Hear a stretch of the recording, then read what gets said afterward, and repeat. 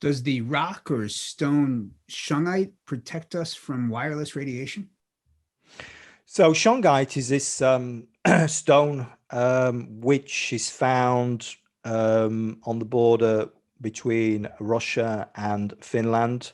Um, and it's got this new unique molecular structure. There are different qualities of shungite, and there's been some studies done on this, but the best shungite for EMF protection is what's called elite shungite, which has got a very high carbon content. You want to be over 98% carbon content.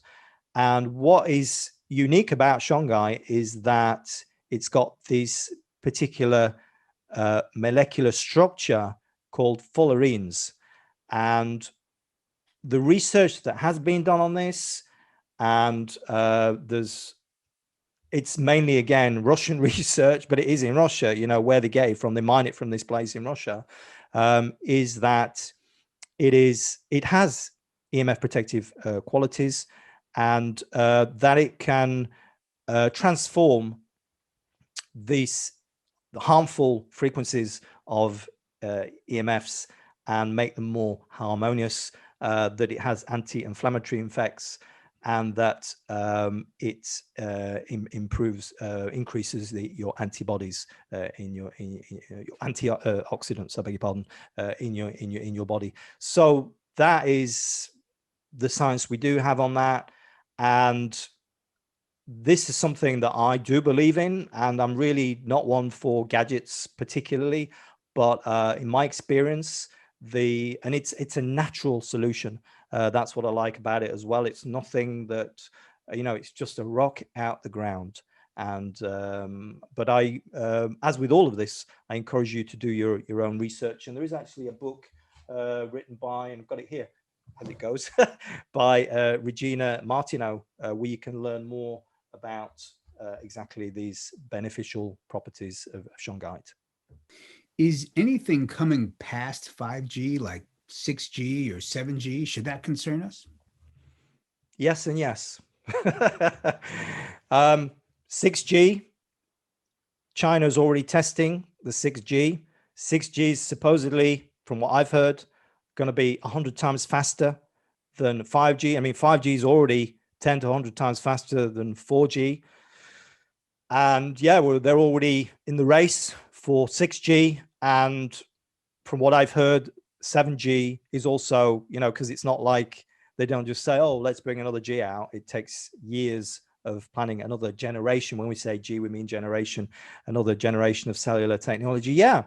And this, we should be given everything. Well, I'll put it over to the viewer. Should you be concerned, given everything that you now know that I've laid out here about these exposures, then I am concerned about this, and I'm taking action, and that's what I recommend people to do.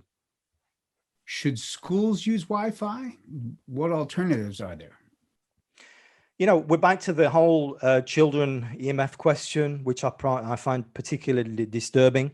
And clearly, schools should not be using Wi-Fi. There's a lot of science on this whole Wi-Fi question. We're back to this radio frequency, microwave radiation, which is impacting our cells. The voltage gated calcium channels impacts our DNA, the strand breaks, the stem cells, the mitochondria, impacts our bodies in so many different ways. And then all these symptoms, brain fog, and particularly in children.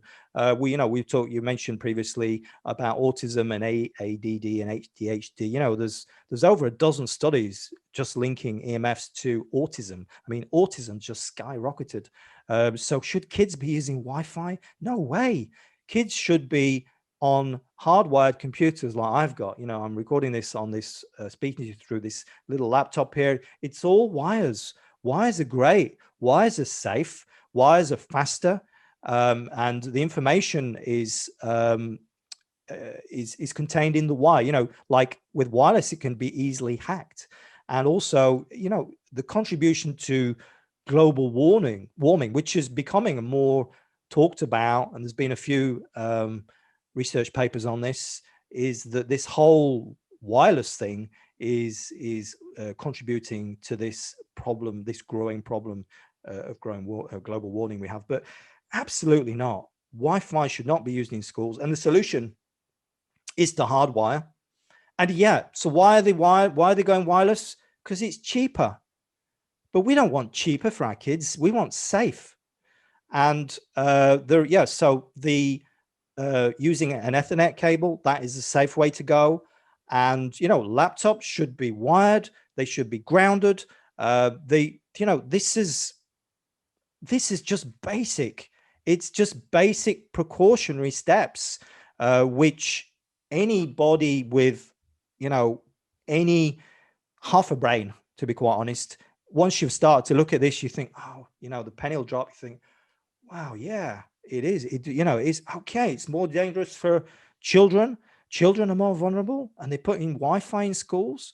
So no, it's very bad news. And there are low Wi-Fi alternatives to this for schools. And there's new technology out, low EMF Wi-Fi. There's a company in Holland which does this, JRS Eco Router, which has actually created a safer form of Wi-Fi. But personally, no Wi-Fi is the way to go, and Ethernet wired is 110% with regard to our children what they should be using.